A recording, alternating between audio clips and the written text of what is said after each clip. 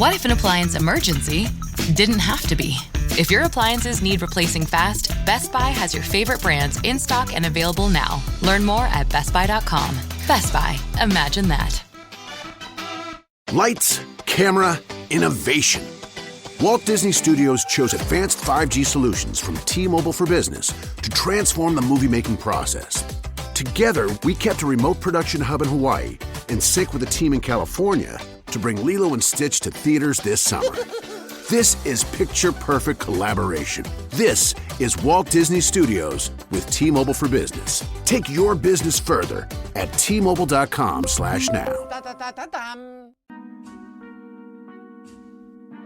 Bienvenidos a este episodio de Bibliotequeando. Les habla su anfitrión Ricardo Lugo, @Bibliotequeando en las redes. Hoy les traigo un episodio interesante que va a ser hablar con un autor de este libro Filosofía para Enamorados, con Juan Denis, profesor, pensador filosófico, de un tema para mí bastante moderno, por eso que me gustó esta lectura. Como siempre, pueden en las redes seguir y aprender más sobre distintos tipos de contenido de mis lecturas, @Bibliotequeando en las redes, como mencioné, el canal de YouTube, el club de lectura en Patreon, donde pueden hablar conmigo uno a uno y discutir distintos libros mensualmente, además de episodios extras del podcast. Bueno, bienvenido por segunda vez al podcast a Juan Denis, Juan Carlos Denis. Muchas gracias por tomarte tu tiempo. Yo siempre que tengo amigos allá en Argentina que siempre me dicen, no, aquí la gente en verdad trabaja, el día arranca más tarde, como que siempre están más nocturnos, más de noche, y siempre, siempre que tratamos de cuadrar esta llamada, siempre a las 9, 10 de la noche mi hora, 11, 12 la tuya. Así que el estereotipo es cierto. Es verdadero. Es verdadero. Bueno, gracias Ricardo por la invitación a tu podcast. Saludo a toda tu audiencia. Y no es un mito, los argentinos nos acostamos muy tarde, comemos muy tarde. Yo recién terminé de comer, son las 11 de la noche. Eso no significa que sea sano, pero bueno, así vivían nuestros abuelos y así vivimos nosotros, acostándonos a las 12, 1 de la mañana y después durmiendo siesta, ¿no? Que es un hábito que es muy fuerte en las provincias que no son Buenos Aires.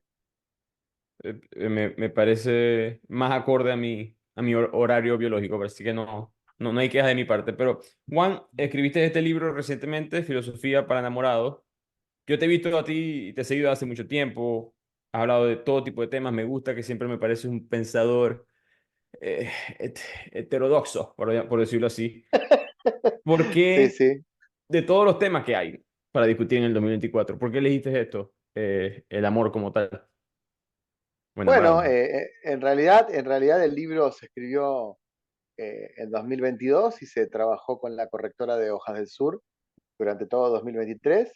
O sea, yo el contrato lo firmo en los últimos días de vida de mi padre, o sea, estamos hablando de agosto de 2022. Lo empezamos a corregir en 2023 y lo publicamos en marzo de 2024.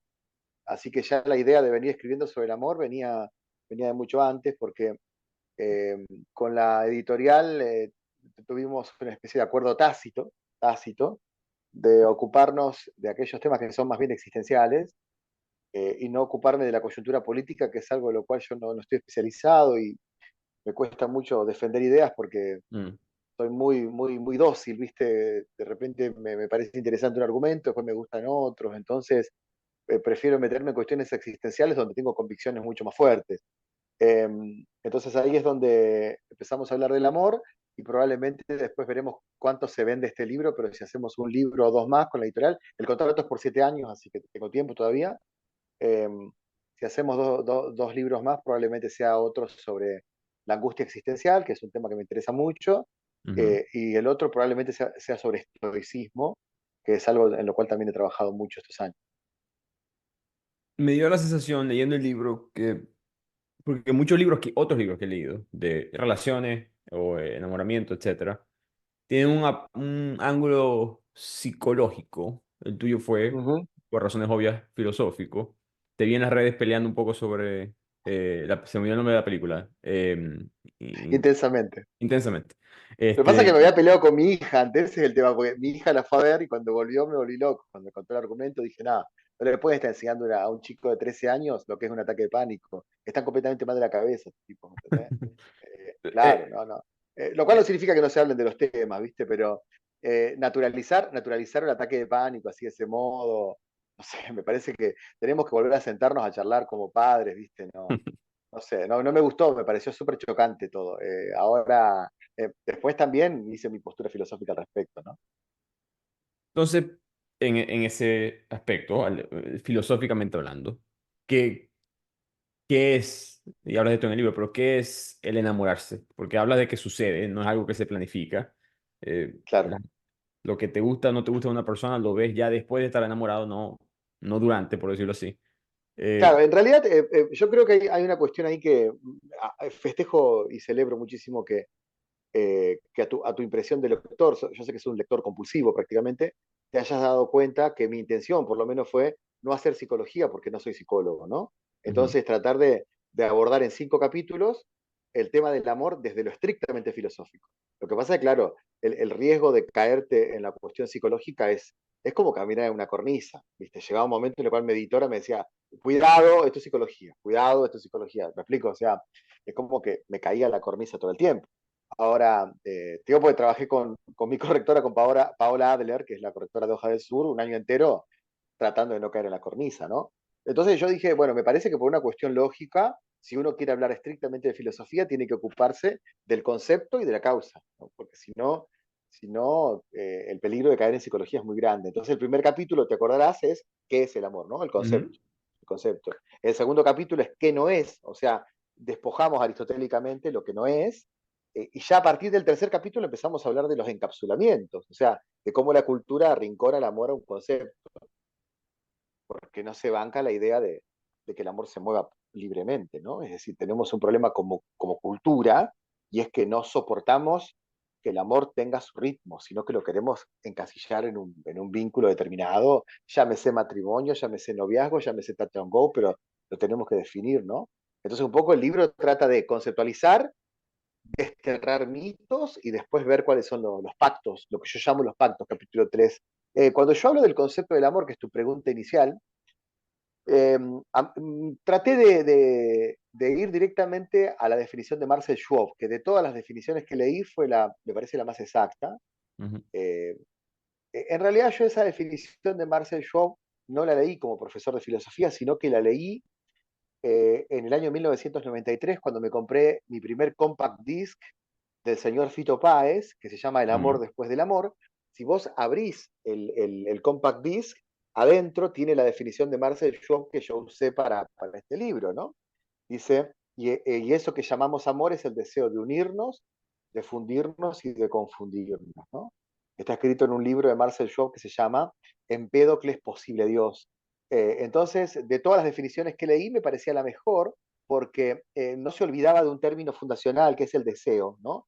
Que es algo que me parece que en esta cultura tan psicologizada se está moviendo al costado. Yo veo que mucho psicólogo, mucho neurólogo dice que una cosa es el deseo y otra cosa es el amor, ¿no? A mí lo que me gustaba de Marcel Schwab era que recuperaba la idea griega del deseo, ¿no? Esta idea de los filósofos griegos de que yo necesito realmente tener ganas de tener erotismo con la otra persona para hablar de amor. Si yo no la deseo físicamente, si no se me mueve un poco algo cuando la veo a la persona, si no tengo deseos de dormir con la persona, de tener contacto físico, lo que puedo sentir es una profunda amistad, puedo sentir un afecto, un cariño, pero no amor en el sentido erótico, ¿no? Así que opté por esa definición.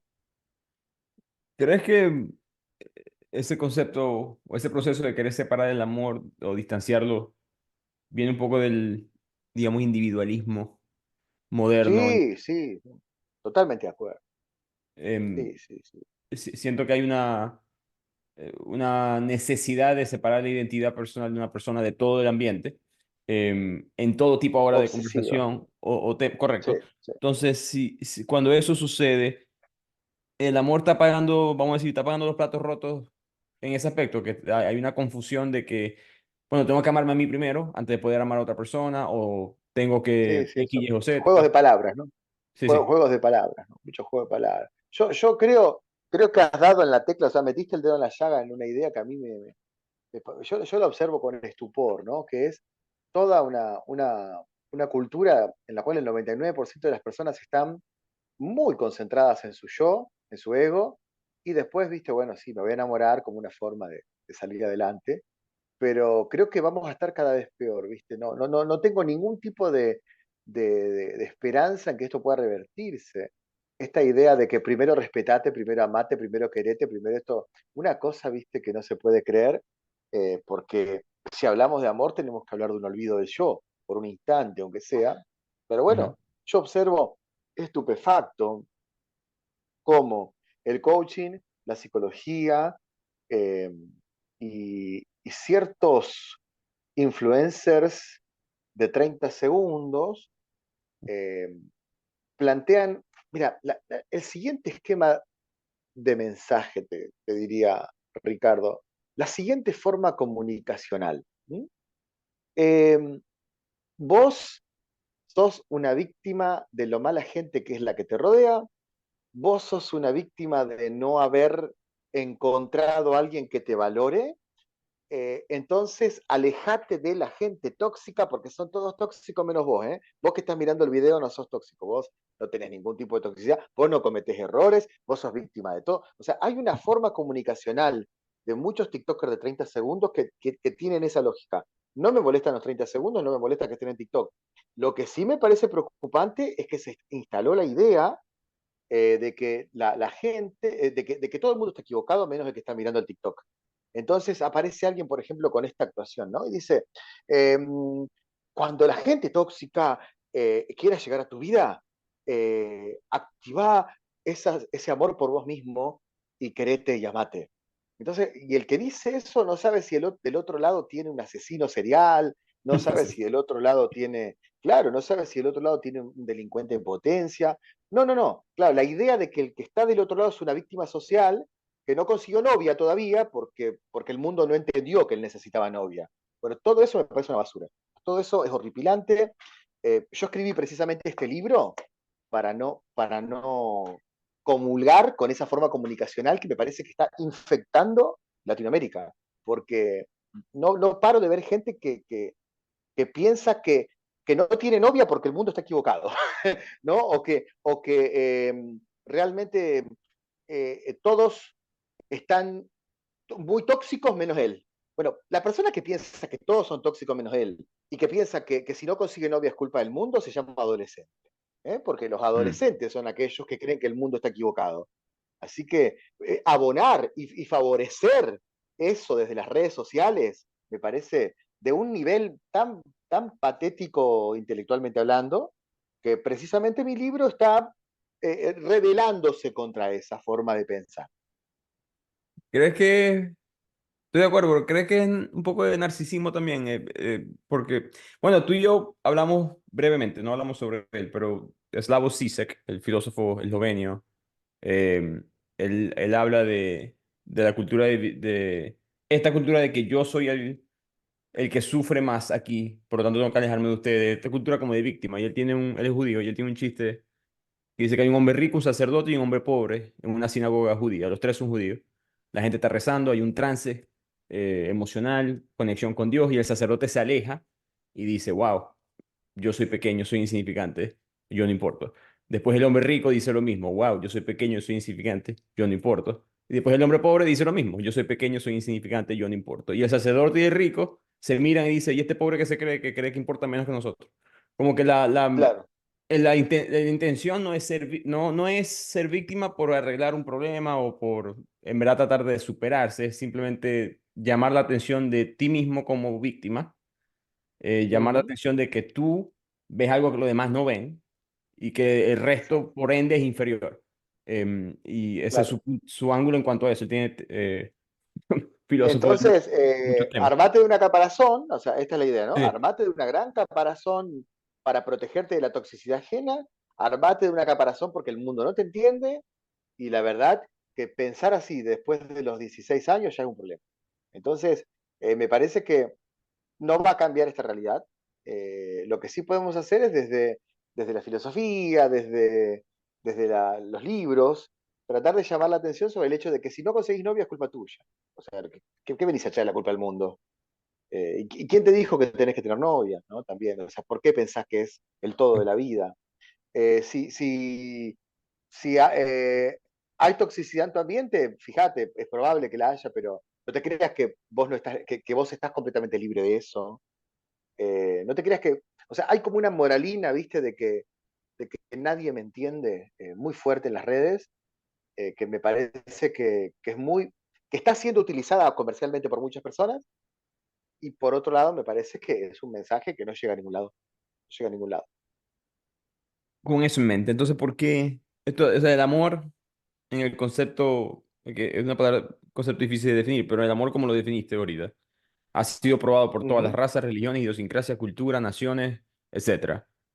¿Por qué lo Ujú. hacemos? No es biológico, dijiste en el libro. Eso es No demasiado. creo, no creo, no creo, es una postura, ¿eh? Yo la pongo en el libro como una postura, el hecho de que nos enamoramos simplemente porque queremos reproducirnos, Mm, hay toda una corriente biológica que piensa esto, ¿no? En realidad la naturaleza nos engaña, porque la naturaleza quiere prolongar la especie, por eso te crea el mito de que la otra persona es única, te sí, enamorás, y bueno, y formás familia con esa persona. Pero en ese caso estaríamos hablando solamente del amor homosexual, heterosexual y no del amor homosexual, ¿no? correcto. Eh, es decir, estaríamos restringiendo un poco la cosa.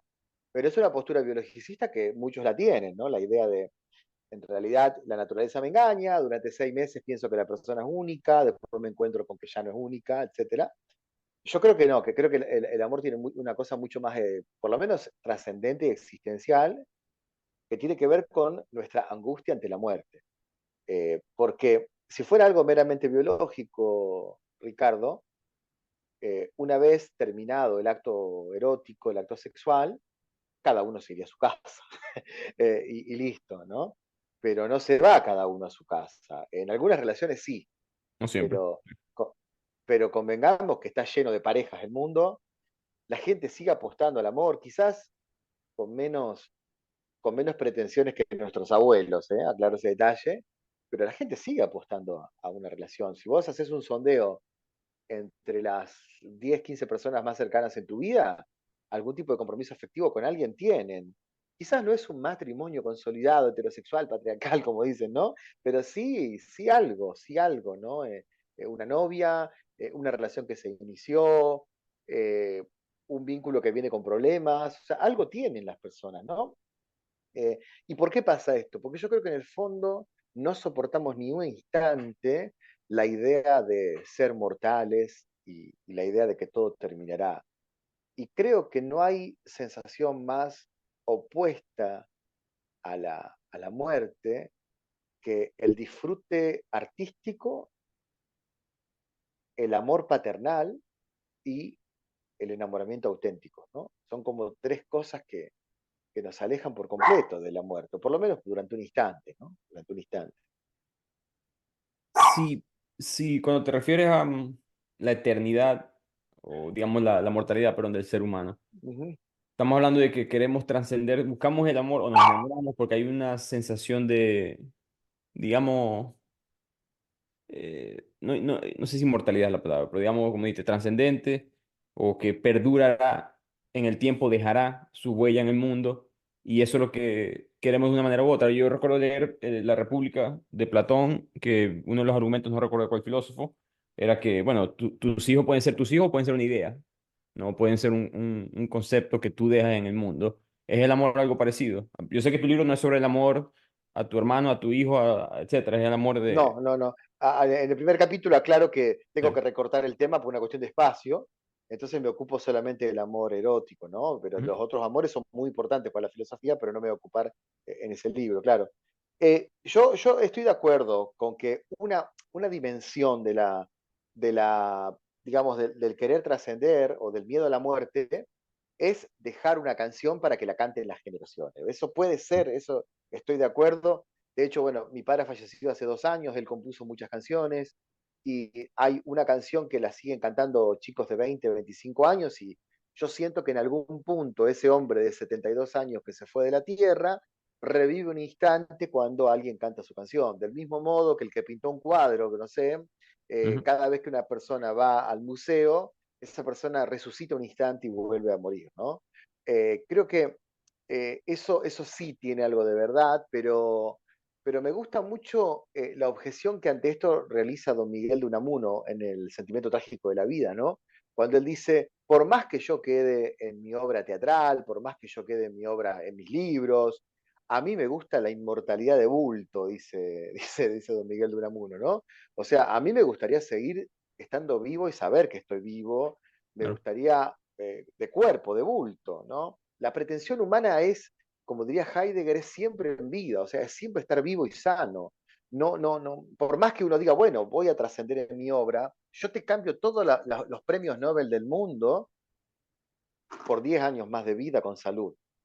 ¿Me claro. explico? O sea, eh, hay que ver, quizás un Aquiles de la vida, ¿no? Un Aquiles de la vida, te diga, no, yo prefiero ganar la batalla de Troya y prosperar en la mente de los hombres y morir joven. Bueno, hay algún Aquiles de la vida, pero existencialmente, si a mí me das a elegir entre el premio Nobel y 10 años más de vida, yo me quedo con 10 años más de vida, Claro. así a modo de negocio, ¿no? Entonces creo que tenemos que observar ambas cosas. Es verdad que trascendemos en nuestros afectos, en nuestro amor, en el arte, pero es verdad también que nuestro mayor deseo es vivir y vivir sanos para siempre. Creo que eso no lo negociaría nadie, ¿no? Vivir y vivir sanos, ¿eh? Atención, vivir y vivir sanos, porque la decrepitud no parece muy admirable. Si eso es así, significa que si 10, 20, 100, 1000 años después conseguimos la manera de ser inmortales, entre comillas, el amor se acaba. Si eso es así, si ese es el propósito, si esa es la razón, Vos sabés que el esa amor. es una pregunta fuertísima porque no te la puedo responder con certeza. Vos me Claro. decís, si nosotros consiguiéramos ser inmortales y consiguiéramos salud, ¿no? Por Mm, ejemplo, regenerar células madres y que consigamos esto una vez para siempre, ¿no? Eh, la verdad que no lo sé, pero sí te puedo decir, bueno, vos sos mucho más lector que yo, recordarás el cuento El Inmortal de Borges, no ujú, parece muy esperanzador el panorama, ¿no? O sea, termina el ser humano aburrido, ¿ves la palabra que utiliza Borges, ¿no? Te ujú. terminás aburriendo porque no tenés novedad. Parece ser que la novedad es consecuencia de la finitud. O sea, ¿cómo puede haber novedad si en un lapso de eternidad todo se dará? ¿No? Todo será posible. O sea, por una cuestión lógica, en la eternidad todo es posible. En cambio, si tenés tan solo 70 años, no todo es posible. Entonces ahí es como que aparece permanentemente la novedad. Mm. Yo te diría que peligraría la intensidad del amor y del arte y la ciencia descubriera cómo vivir sanos para siempre. Es una sospecha que tengo, una sospecha muy grande que tengo. Bueno, hace poco hice el episodio de Un Mundo Feliz de Huxley y más o menos hay un Ujú. mensaje de eso en esa obra. Pero hay una frase que dijiste hace poco en el libro que dijiste que o me impactó, porque creo que uno lo, no sé si lo, condicionar es una palabra muy ligeramente, usada con mucha ligereza, pero uno de joven te dice, bueno, cuando te enamoras, estás buscando una persona para ser feliz. Es como casi como un objetivo del enamorarse es ser feliz. Y después tú en el libro dijiste que no lo es, que en verdad el objetivo No, no es ser feliz. ¿Podrías explicar un poco eso? Porque creo que fue un pensamiento interesante. mirá, Aristóteles quizás se enojaría conmigo, ¿no? Pero todos los actos del ser humano tienden a la perfección, dice Aristóteles, ¿no? Y esa perfección, ese fin, parece ser que la felicidad más grande es la vida contemplativa. De hecho, Byung-Chul Han sacó un libro, ¿no? Es llamado Vida Contemplativa, Ujú, reivindicando un poquito lo bien que nos vendría Aristóteles en estos tiempos de celulares, ¿no? Pero fíjate vos que Aristóteles dice, la mayor felicidad del ser humano, perdón, lo más perfecto que puede encontrar un ser humano es la eudaimon, o la armonía con el todo, que hoy traducimos como felicidad, y quizás la actividad que más mantenga esa felicidad en el tiempo sea la vida contemplativa, ¿no? La vida contemplativa. Entendiendo por vida contemplativa filosofar, ¿no? Ahora, yo te hago un planteo ahí interesante. El amor tiene otra dinámica. Eso es lo que yo trato de decir en el libro. El amor no es una insistencia virtuosa para conseguir un objetivo final, como es la felicidad de Aristóteles. Me explico. El amor es un acontecimiento que irrumpe en la persona sin libre albedrío. O sea, de ujú. repente alguien gusta de otro alguien. Por eso hay personas que tienen 20 años de relación y de repente rompen una relación. Por eso hay personas que dijeron, yo de ahora, desde que me separé de mi mujer, voy a estar soltero, y se enamora. O sea, hay muchos famosos, viste, que tiene 50 años que se enamora de una chica de 35. Son cosas que van mucho empresario millonario que de repente tiene 70 años y le gusta una periodista de 50. Pero ¿por qué pasa esto? Porque el ser humano cree que tiene todo calculado y de repente el amor rompe, ¿no?, contra el libre albedrío. Entonces, no podemos a esa actividad adjudicarle los mismos ritmos aristotélicos de la felicidad. Porque los ritmos aristotélicos, o sea, la clave aristotélica de la felicidad, Ricardo, es muy sencilla. ¿Cómo soy feliz? Dice Aristóteles. Yo soy feliz eh, viviendo una vida virtuosa, teniendo un conjunto de virtudes, no una sola, ¿no? Un conjunto de virtudes y en armonía, practico insistentemente y de modo persistente esa virtud todos los días de mi vida. En Ujú. consecuencia, si yo sumo virtud más buena suerte más repetición, tengo una armonía general con el universo, por lo tanto podríamos decir que soy feliz. ¿Está? Esto sería el planteo básico de Aristóteles. Bueno, el amor no funciona así. El amor no funciona con este esquema. El amor es de repente acontece, te gusta una persona. Y después tenés que buscar encolumnar tu vida entera para poder estar con esa persona. Eso no tiene nada que ver con esta estructura aristotélica. Entonces, ¿nos enamoramos por la felicidad? No, nos enamoramos porque es inevitable. Ahora, por fuera de eso, una vez que ya empezaste una relación con una persona, ¿tenés que buscar la felicidad aristotélica? Y yo te diría que sí. ¿Por qué? Entre otras cosas, para mantener esa relación virtuosa con la persona, ¿no? Mm. O sea que la felicidad no es un objetivo, sino que es una herramienta para mantener el amor. Si le No, hacemos no. caso a Aristóteles, que me parece más coherente en esto, la felicidad es una insistencia, es una persistencia. Me gusta mucho esa expresión, ¿no? Ok. Es una persistencia. En algún punto vos tenés que hacer fuerza para ser feliz con Aristóteles. Tenés que hacer fuerza. ¿En qué sentido? En que tenés que todos los días tratar de ser un poquito mejor persona. Entonces, eso te va dando una armonía con los animales, con el cosmos, con tus amigos, con los parientes, con el trabajo, con vos mismo, con tu actividad, con tu pareja. Esa armonía es la que te lleva a lo que Aristóteles llama eudaimon, una buena voz interior. Mirá qué linda definición, ¿no? Felicidad es buena voz interior. O sea, que Mm. yo pueda estar a solas, hablar conmigo mismo y estar en paz. Eso es la felicidad para Aristóteles. Ahora, si una persona necesita ruido todo el tiempo, no es feliz para Aristóteles. ¿Me explico? ¿Por qué? Porque no puede estar a solas con su propia voz interior. Lo entiendo.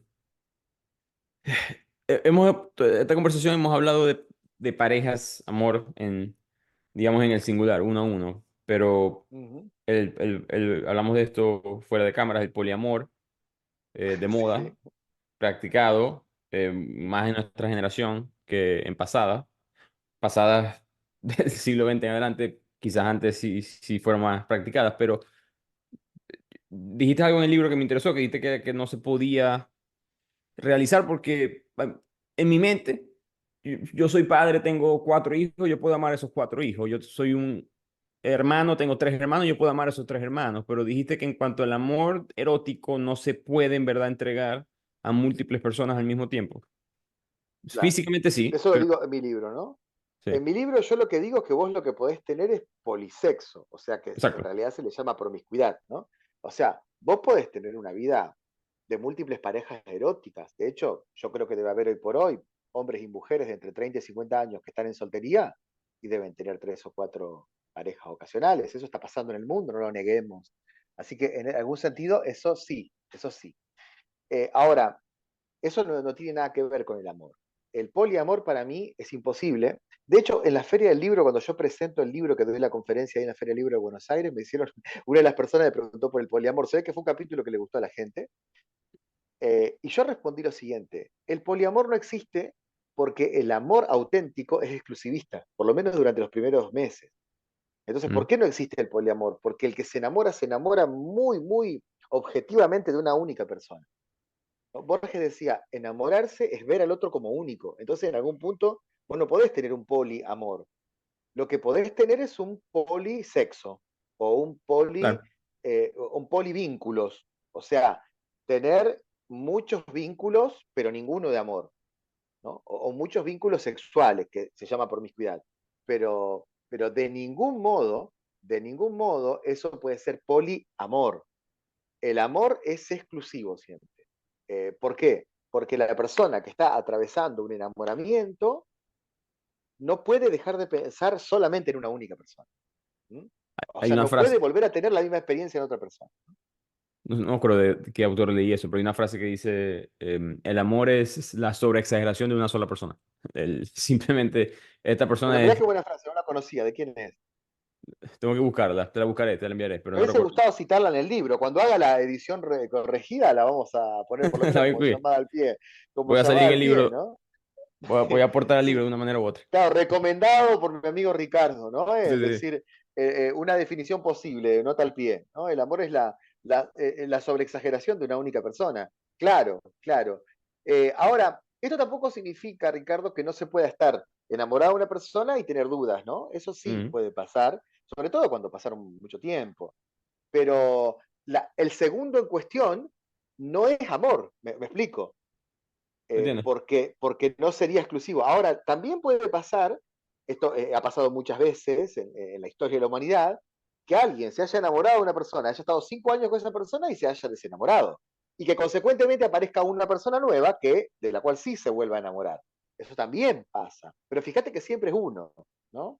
Siempre es uno. Me hace Sí. acordar mucho de una frase de los Beatles en la canción Because, que dice, ¿no? Love is all, o sea, el amor lo envuelve todo, ¿no? Love is all, love is new, o sea, es siempre nuevo, Ujú. ¿no? Es siempre nuevo. Mencionaste en el libro, si no me falla la memoria, a Milan Kundera con la insoportable levedad del ser. Y Ujú. yo estaba releyendo ese libro hace poco. Y el personaje principal tiene un debate que es el amor que tiene por esta persona. Y la otra opción no es amor, como dijiste ahorita, es simplemente libertad. No Claro, es, era, él tenía muchas parejas sexuales, ahorita no me acuerdo el nombre del personaje, pero tenía muchas parejas sexuales. La única con la que sentía una cierta conexión era con la pareja actual. El peso de ella era que le daba este peso que no tenía la levedad del otro estilo de vida, que era, bueno, la libertad de ser un Don Juan comparado, además de tener una vida mucho más, menos restringida. Cuando eso claro, pero ya sucede, eso en el plano ético, ¿no? La otra, sí, el tercero, ya forma parte de lo ético, no de lo existencial ni de lo amoroso.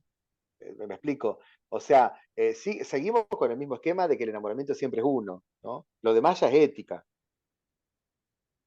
con eso en mente, si el enamoramiento siempre es uno.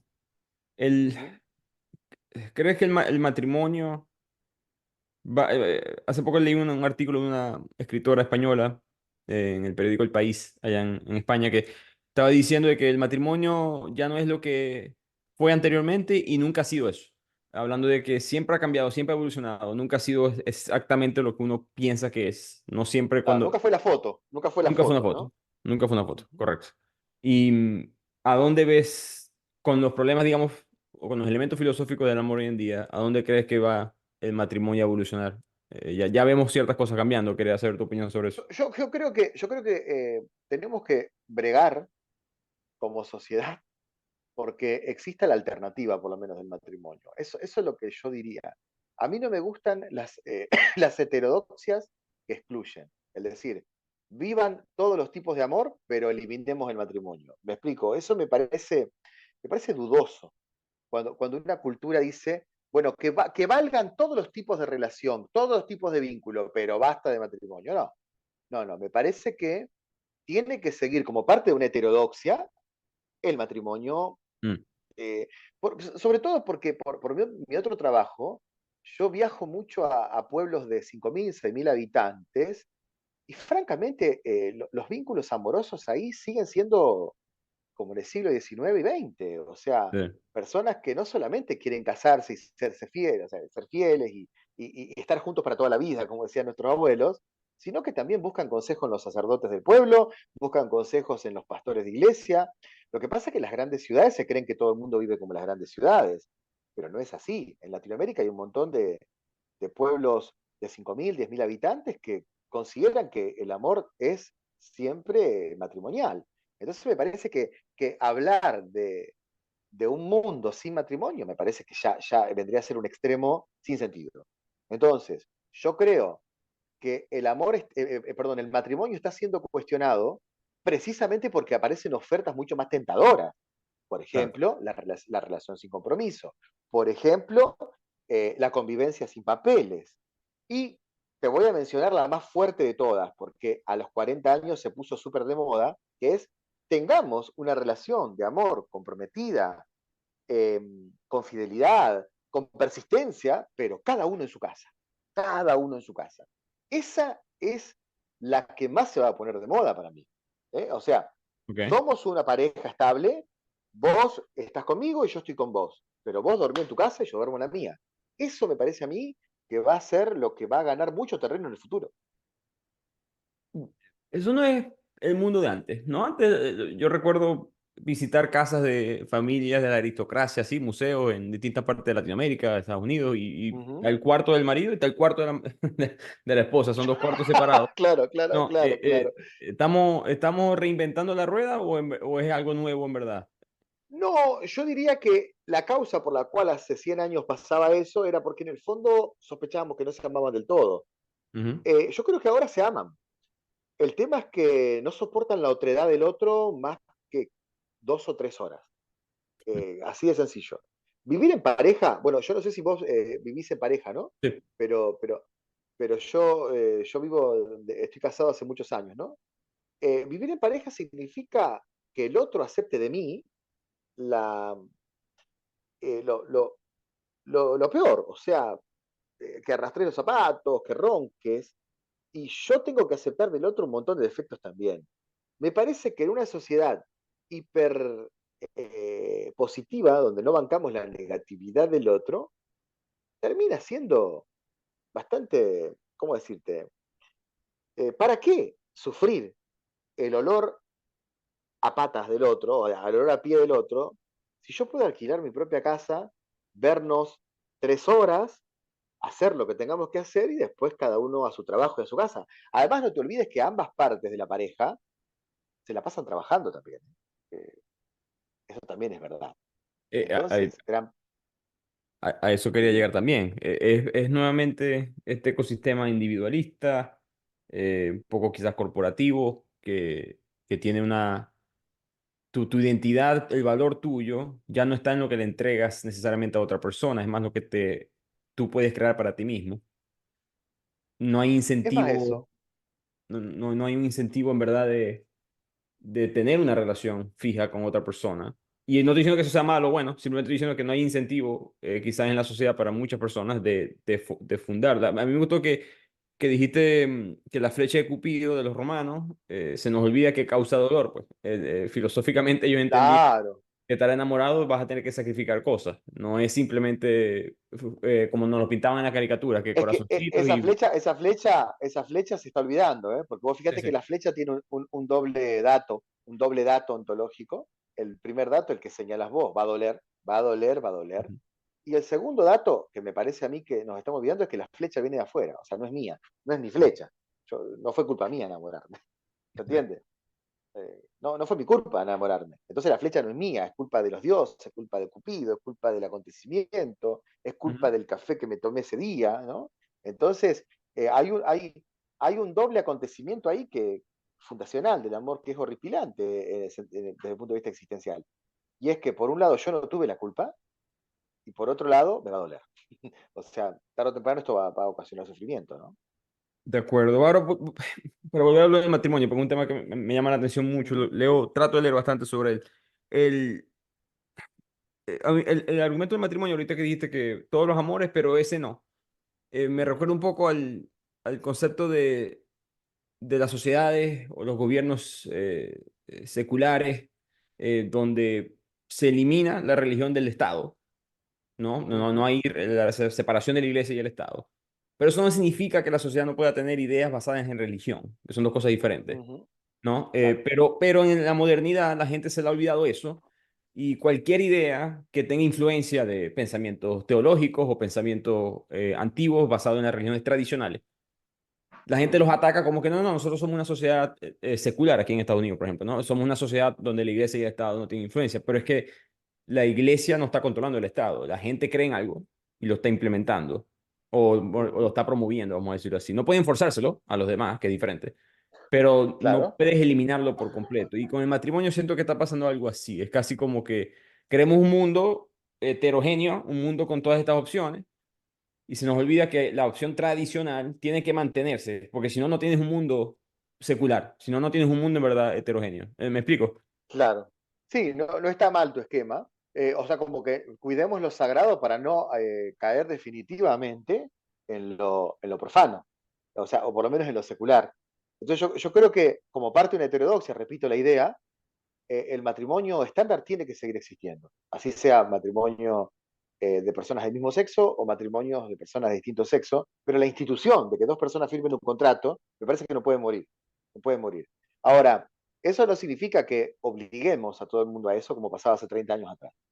No. Lo que sí tiene que estar ahí latente, latente. Aunque por una cuestión estadística, reconozcamos que la mayoría de las personas va a elegir otro tipo de cosas. No va a elegir un matrimonio con papeles donde yo ponga la mitad de mi patrimonio a disposición del otro. Pero Mm. sí que haya personas que lo sigan eligiendo me parece una excelente noticia y que haya otros pactos también me parece una excelente noticia. Lo que sí me parece a mí que cada pacto refleja una época, eh, Ricardo, ¿no? Cada pacto refleja una época. Si vos tenés pactos de noviazgo a distancia, eso habla de una época. Si vos tenés pactos de, qué sé Mm. yo, de touch and go, refleja una época, ¿no? Si vos tenés pactos de noviazgos eh, tóxicos, refleja una época, ¿no? Porque fíjate vos que cuando yo me ocupo del noviazgo, tengo una visión bastante crítica del noviazgo, ¿no? Porque si el noviazgo significa que no vayas más a jugar al fútbol de los martes, te metiste en un problema gravísimo. Sí, Te te metiste, entiendo. o sea, ¿me entendés? Te Sí, metiste en un sí. problema gravísimo. O sea, el noviazgo precisamente tiene esa dinámica y es que estoy con una persona, pero no dejo de ser alguien soltero. O sea, eso es el noviazgo. O sea, ¿cuál es la diferencia entre el noviazgo y una pareja de convivencia? En que estoy con alguien, pero no dejo de ser soltero. Entonces, yo veo que muchas veces los noviazgos se vuelven tan absorbentes que ya se renunció al fútbol del martes, la chica no va a la peña de los jueves, no salen a bailar por separado. Entonces, ¿a dónde está el Sí, noviazgo? sí, sí. El noviazgo precisamente es mantener la soltería mientras tenemos un compromiso de amor.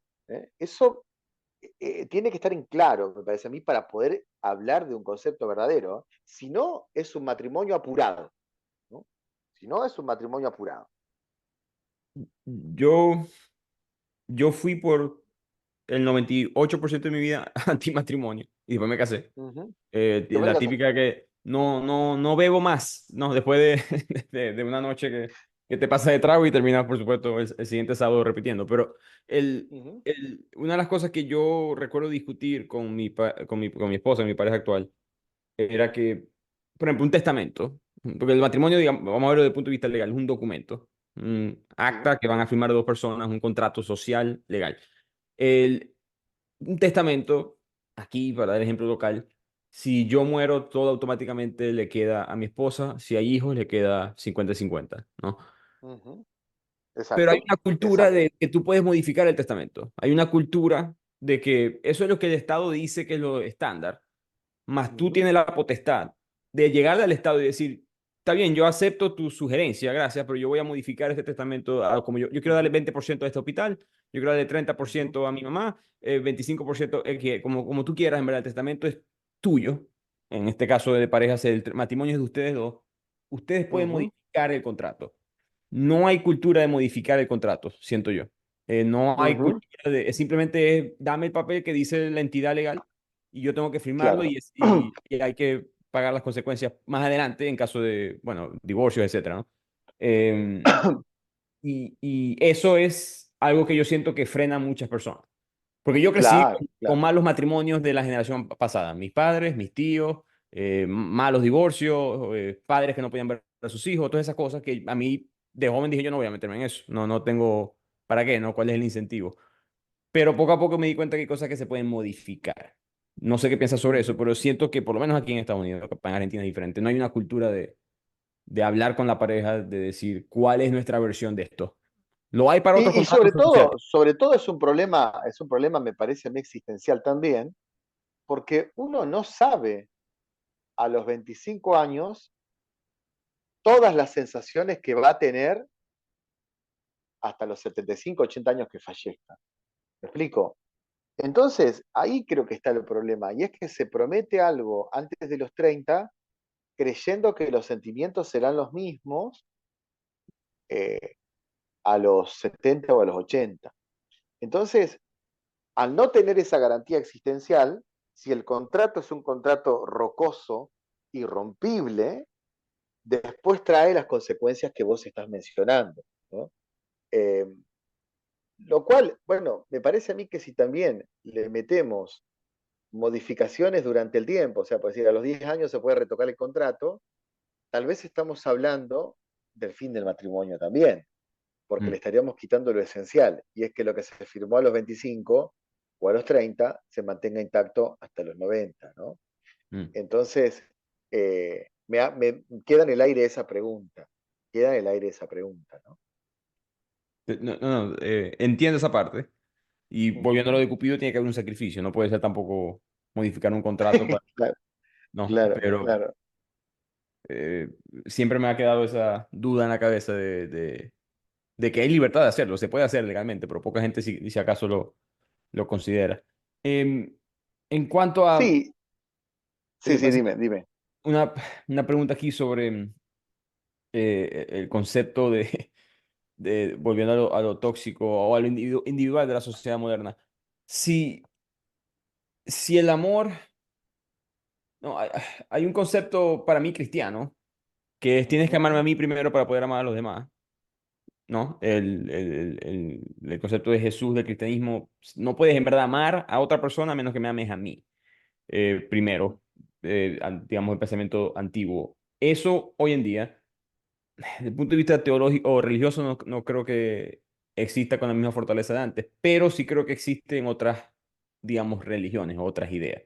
En el sentido de, yo tengo que, dijiste el amor propio, ¿no? De los gurús y los coaches y yo soy lo máximo y eso, hasta que yo, como si la vida fuera, como si tu persona fuera un videojuego, hasta que no llegue a nivel 100 y todo esté completado, yo no voy a poder dar un Ahí paso va, con otra claro, persona, claro, que claro. eso nunca es Me así. parece una buena metáfora, ¿eh? Me parece una buena metáfora la de los videojuegos.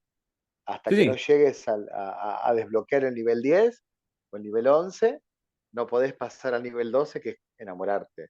Y yo, Me parece absurdo, pero bueno, es lo que se plantea hoy incluso desde la psicología, ¿no?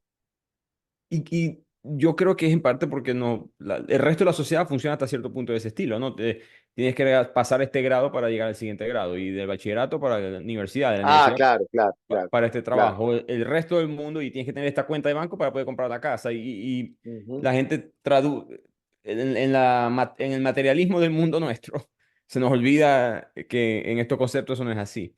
Y a mí se me olvidó por mucho tiempo también. Pero mi punto es que si seguimos siendo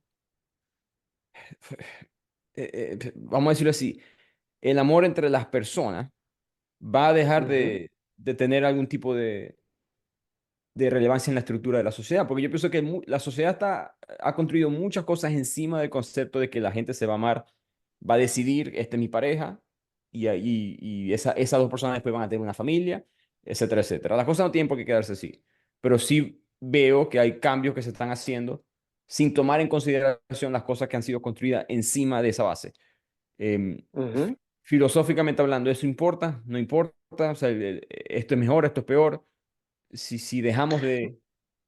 ¿Sí me explico?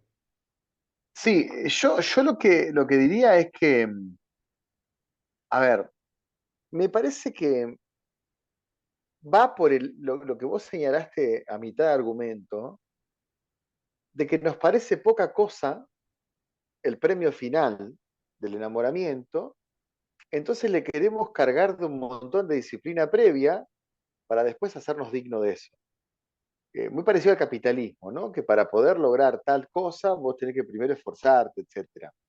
Ujú, La idea de que tengo que preparar mi mente para alguien, o, o, o la idea de que yo termino atrayendo, ¿no? Esta es la ley de atracción, termino atrayendo una persona a mi vida. Entonces, el coach especializado en ley de atracción te dice que vos tenés que primero ser la persona atractiva para que otras personas quieran estar con vos. A mí me parece que eso se parece más a una lógica de supermercado, una lógica de consumo. Una persona puede atravesar la experiencia amorosa no amándose, por lo menos como desean los motivadores actuales, como también puede atravesar una experiencia amorosa amándose mucho. Ahí es donde la filosofía irremediablemente se hace una pregunta, y es, ¿qué significa amarse a uno mismo? Porque si vos decís, yo me amo a mí mismo, es porque vos crees que hay dos yo, porque el amor es siempre un acto binario. Entonces, si el amor es un acto binario, vos estás pensando que hay dos yo, o sea, está mi yo y el otro yo, y un yo tiene que amar al otro yo, lo cual es una digresión completamente absoluta. O sea, creer que yo me amo a mi yo, ¿no? Eso es como partirte en dos, ¿no? Lo que sí ya es un ejercicio intelectual bastante interesante, ¿no? Creer que hay dos yo. Ahora, mi pregunta es, ¿amarse a uno mismo significa cuidarse el cuerpo?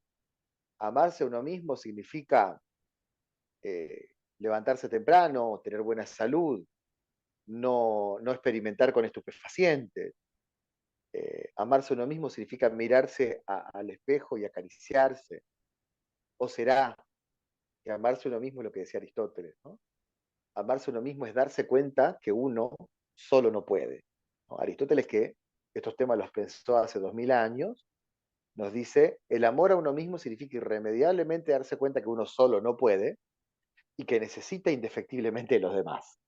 Entonces, cuando me amo a mí mismo, dice Aristóteles, me doy cuenta que soy un animal político, que necesito de la polis para poder sobrevivir. Fíjate que ahí Aristóteles está eh, replegándose en sí mismo para abrirse de nuevo a los demás. Eso sí me parece coherente. Ahora, creer que una persona, cuanto más se respete mirándose al espejo y cuanto más dominadas haga para estar bien de salud y cuanto más salud tenga por estar no experimentando con nada que lo narcotice, ya está preparada para un noviazgo, me parece que es desconocer el 99% de las relaciones que hay en el mundo. Y es desconocer cómo funciona el amor. El amor funciona como algo que irrumpe en la vida de la persona, sin preguntar si esa persona tiene ley de atracción, sin preguntar si esa persona está preparada. O sea, el amor no pregunta si vos estás preparado, es una flecha de Cupido que te pega y arranca, y vos no sabes para dónde disparar. Creo que es más espontáneo de lo que parece. What's worse than an ad interrupting your favorite music or podcast? That uninspired coffee you've been drinking while working, which is why Flavia is elevating your everyday coffee experience. Now you can enjoy cafe-quality beverages like coffee, tea, frothy lattes, and creamy hot chocolate made right in your home office, actual office, or wherever you want to upgrade your mug with bold, delicious flavors. Visit Flavia.com to shop the collection of machines and beverages now. Parents of tweens, if you're familiar with far-off drop-offs... Dad, stop, right here. Or get DMs about what's for dinner, you may be experiencing tween milestones. For your son or daughter, these can start at age 9. HPV vaccination, a type of cancer prevention against certain HPV-related cancers, can start then too. For most, HPV clears on its own. But for those who don't clear the virus, it can cause certain cancers later in life. Embrace this phase. Help protect them in the next. Ask their doctor today about HPV vaccination. Brought to you by Merck. En esa nota, las aplicaciones modernas de cita y conseguir pareja son un insulto a ese concepto o son...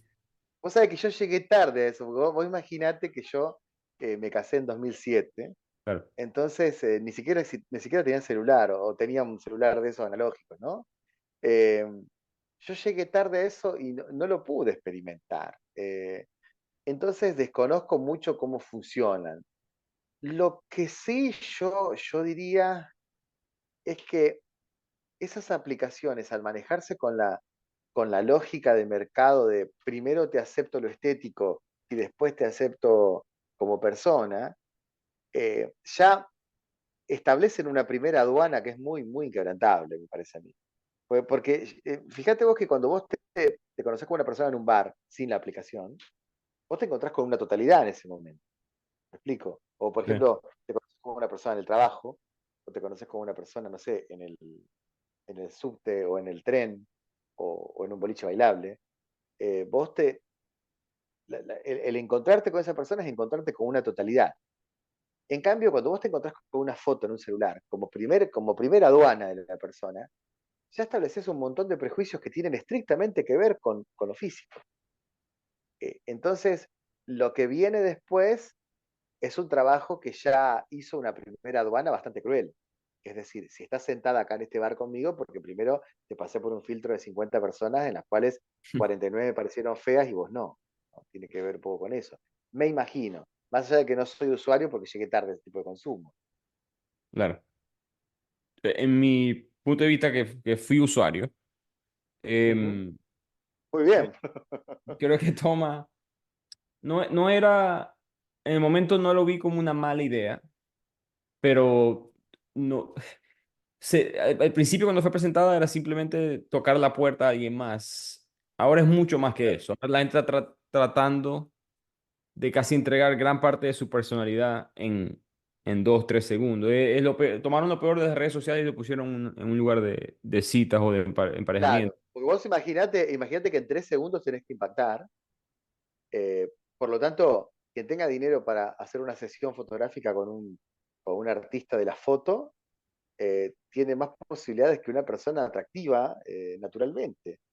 ¿Me explico? O sea, es muy raro, porque, eh, no sé, pienso que una persona que tenga unos ahorritos como para pagar un fotógrafo profesional va a terminar dando una imagen periférica de lo que que no se, es probable que no se condiga con lo que realmente es a la hora de tomar el primer café en el bar.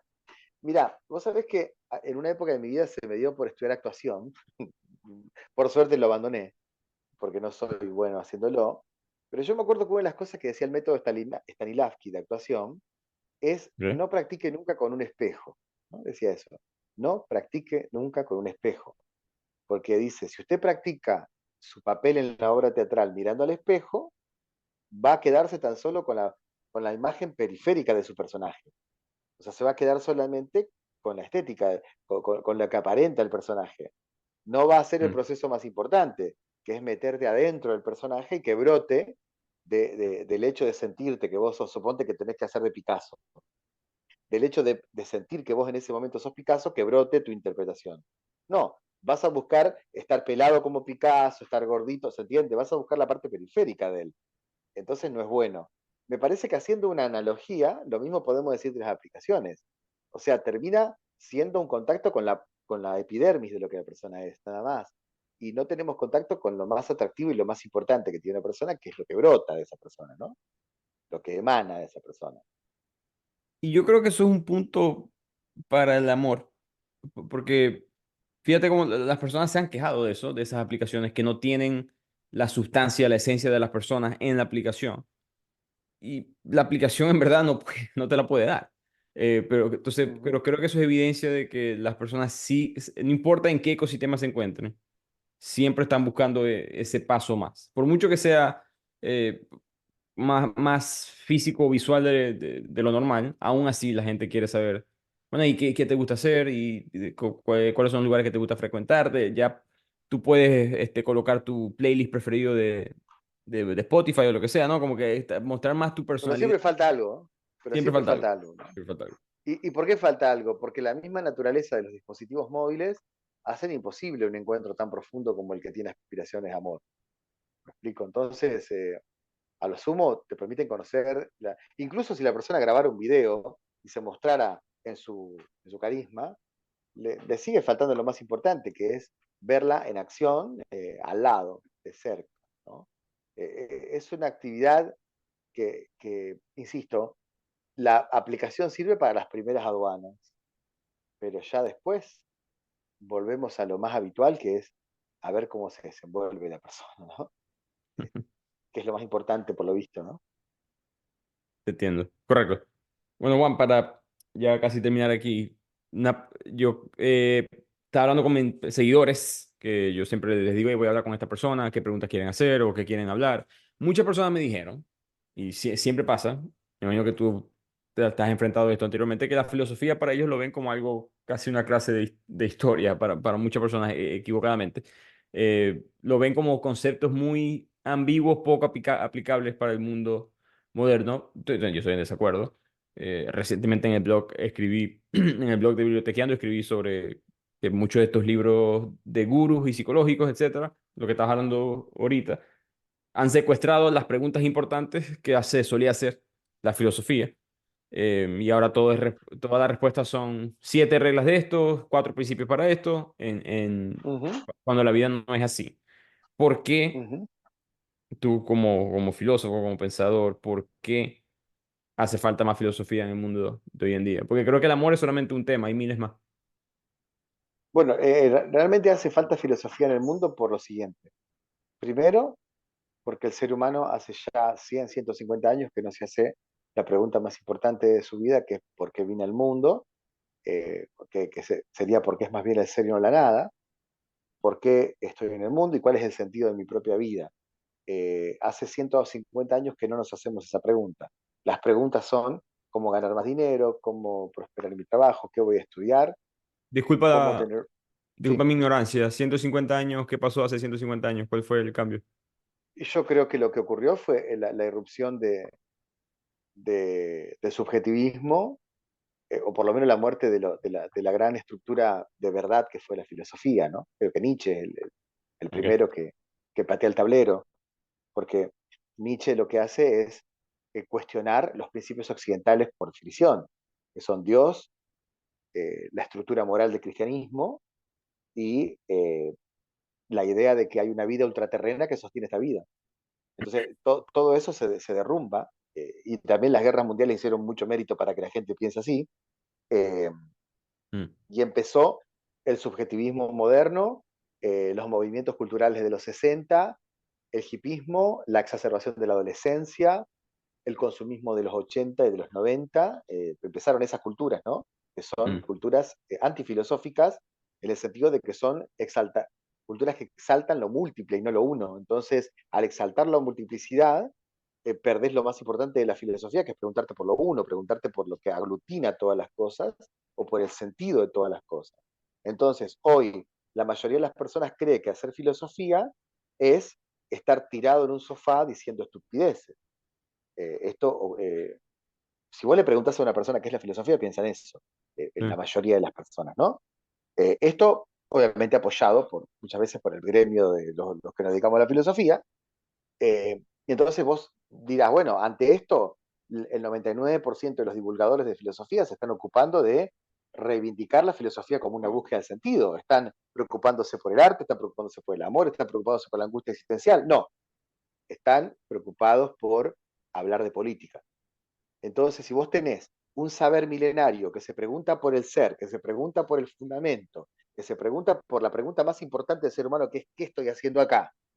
Y que todos los protagonistas de ese saber, que tienen poder en las redes sociales para hablarle a 10.000, 15.000, 20.000, 30.000 personas, en vez de estar hablando de estos temas que son fundacionales, son centrales, son importantes, porque la vida nos va en eso, si ellos, en vez de estar hablando de eso, están hablando de política, eh, o de actualidad, o de política internacional, entonces estamos perdidos. ¿Por qué? Porque la filosofía perdió su vocación original.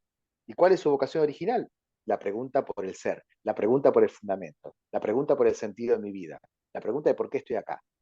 Entonces nos deberíamos dedicar a preguntarnos por eso, pero no, estamos en otra cosa. Entonces tenés la mayoría de la gente creyendo que es aburrida y la mayoría de los divulgadores hablando de otra cosa. Entonces la situación está totalmente perdida, me parece a mí, ¿no? Porque la gente va a seguir pensando que la filosofía es aburrida, que la filosofía es simplemente filosofía del lenguaje, que la filosofía es simplemente de construcción, que la filosofía es simplemente epistemología. Claro, porque en vez de preocuparnos por lo más importante, que es la pregunta por el ser, o la pregunta por el fundamento, por qué estoy haciendo, cómo existir auténticamente, que son preguntas realmente en lo cual nos va la vida entera, no, estamos viendo a ver cómo hacemos para hablar mal del presidente, del político, del intendente, del gobernador, o de quien sea, o de Putin, o de Donald Trump, ¿no? Que no me parece mal, pero estaría bueno que algunos se dediquen a eso y otros se dediquen a esto. Ahora, nadie se dedica a esto que yo te digo y el 99% se dedica a hablar de política. ¿Y cómo salimos de ese hueco? Si es que hay Es que no salida. vamos a salir, no vamos a salir, no vamos a salir porque hoy la filosofía se transformó 100% en militancia. No vamos a salir, no vamos a salir. No. Y además, porque te soy sincero, yo me dedico a los temas existenciales y vendo pocos libros, ¿entendés? Mm. Ahora, si una persona se dedica a hablar mal de Donald Trump, sus videos van a tener 100.000, 200.000 reproducciones. Si una persona se dedica a hablar mal de, no sé, el presidente de Argentina o del presidente de España, por nombrar dos ideologías distintas, o sea, si yo hiciera un video hablando mal de Pedro Sánchez, tendría 100.000, 200.000 reproducciones. Si yo hiciera un video hablando mal de Milei, tendría 100.000, 200.000 reproducciones. Porque claro, estás cebando a la gente para que sigan este ritmo. Pero cuando hice un video hablando del amor como una forma existencial, no pasa de 2.000. Entonces, obviamente que tenés mayor clientela si te metes dentro de la ola de lo que habla todo el mundo, ¿no? Eso también es verdad. Así que Bueno, no tiene solución. La respuesta es que no tiene solución. me gusta el tema, la manera pesimista de terminar, pero los dos que somos esclavos del algoritmo, ambos, a nuestra propia manera. Eh, a mí me pasa algo parecido, ¿eh? Entre más polémico sea lo que yo digo, mejor le va. Y tengo que frenar mi tentación de querer llevar algo a un lugar que no debería llevar. Eh, ¿Crees que eso es intencional? Yo a veces me pongo a dudar de. Creo que no, creo que no. No, para mí no hay una intención. Me Ok, parece que el algoritmo es ciego, como la voluntad de Schopenhauer, es ciego. El algoritmo es ciego, el algoritmo recibe una determinada cantidad de información y punto, y actúa en consecuencia. Lo que pasa es que si vos tenés toda la gente que está esperando un posteo para defenestrarte, la culpa no es de TikTok, la culpa es de la gente que está re loca, que estamos todos locos. El loco en el sentido de que estamos todos violentos, a eso creo que preferimos. No. Yo no culparía nunca al dueño de TikTok, al dueño de Instagram, porque la gente sea violenta en las redes. La gente es violenta en las redes porque es violenta, ¿entendés? O sí. sea, ¿qué querés que haga? El algoritmo recomienda lo que tiene mucho interés. Y si el interés lo despierta la violencia, la culpa no es del algoritmo, es de la gente. O no es del creador del algoritmo, ¿entiendo? La culpa es de la gente. Si yo estoy hablando de Borges y a nadie le importa, pero si digo para mí el presidente de España tal cosa y tengo 100 comentarios en un minuto, ¿de quién es la culpa? ¿Del algoritmo o que la gente está esperando a ver que le digan algo de política para salir con un bate de béisbol? ¿De quién es la culpa? Yo hice un video de Borges de su poema Un Cristo en la Cruz. No recuerdo cómo le fue, pero recuerdo que hice después un video de Borges diciendo que el fútbol era una estupidez. Y ese es el Oh, que. claro. No, ¿Sabes por qué también? Total, vamos a ser crueles, total, ya está terminando el podcast. Porque todo el mundo puede hablar de fútbol, no necesitas grandes herramientas para eso. ujú, Podés ser bastante pavote y hablar de fútbol. ¿Entendés? En cambio, para hablar de poesía borgiana, tenés que haber leído por lo menos 3 libros. Y ya claro. eso hace que se achique mucho la boca de los críticos. Ahora, de la pelotita puede hablar cualquiera. Entonces, si vos haces un video explicando lo que Borges opinaba del fútbol, una persona que en su bienaventurada vida jamás va a leer medio poema de Borges, Sí. va a hablar mal de eso. Porque claro, por todo el mundo puede hablar del fútbol. O sea, no se necesitan grandes estructuras artísticas como para poder emitir un juicio sobre el fútbol. En cambio, sobre la obra de la poesía borgiana, la poesía de Quevedo, o sobre las novelas de Bioy Casares, sí, tenés que haber leído algo para poder ser crítico. Y ahí la boca del poncho se achica muchísimo. De acuerdo, no lo había pensado así, pero de acuerdo. Bueno, Juan, si tienes un niño, o un niño no, un niño no es la palabra, un joven, 18 años, va a aprender lo que es el amor, porque lo que él cree que es no lo es. ¿Qué consejo le das a alguien así hoy en día, hombre o mujer? Bueno, primero le aconsejaría que lea filósofos, porque le va a ayudar mucho. Que lea Platón, le aconsejaría que lea Borges, los poemas de amor de Borges, que los lea todos. Eh, Le aconsejaría que lea algunas novelas, quizás 100 años de soledad de García Márquez, Mm. quizás, o sea, le recomendaría lecturas, ¿no? Y después le recomendaría que sepa que si el amor no le va a dar eh, una alegría, probablemente tenga que saber convivir con esa sensación que tiene. Porque el amor eros es una espada de dos filos. Por un lado te da mucha alegría, pero por otro lado es mucho sufrimiento. Entonces, prepararse también para el sufrimiento, eso es lo que yo le diría. Prepararse para el sufrimiento. Esa es la parte difícil de venderle a veces a la, a la juventud, pero te entiendo. Estaba buscando Tal cual. rápidamente la cita, la que hablamos, de que el amor es una sobreexageración de los demás. Es George Bernard Shaw, el autor. Ah, The Eh, Corner Show. Bueno, la vamos a porque, poner en la segunda porque lo dije. edición. Por lo menos la que conseguí, hay debate de si fue o no, pero esa por lo menos la que tuvieras algún tipo de fidelidad para poder decir que fue que la dijo. Eh, Genial. La vamos a poner en la segunda, sí, sí. sí va. Bueno, Juan, muchísimas gracias. Nuevamente, siempre muy interesante hablar contigo. Filosofía para enamorados. Aquí, yo tengo el libro aquí atrás. Juan también lo tiene ahí Muchas presente. gracias. Me imagino que lo pueden comprar. Yo tengo mi link de Busca Libre siempre en el podcast. Sí, sí, Yo sí, sí. lo compré por Amazon. Yo estoy en Estados Unidos, lo compré por Amazon. No sé si hay otros lugares. Sí, eh, sí, en todos los países de Latinoamérica corresponde un link distinto, claro, pero bueno, si estás en Argentina, yo lo envío gratuitamente a tu casa, compraste el libro y el envío es gratuito, y en el resto de Latinoamérica me pueden escribir a Filosofía en Minutos en mi Instagram y yo les mando la tabla de links, o sea, de acuerdo a tu país, si sos de Perú, ahí está tu link, si sos de Chile, está tu link, ¿no? Y así. perfecto.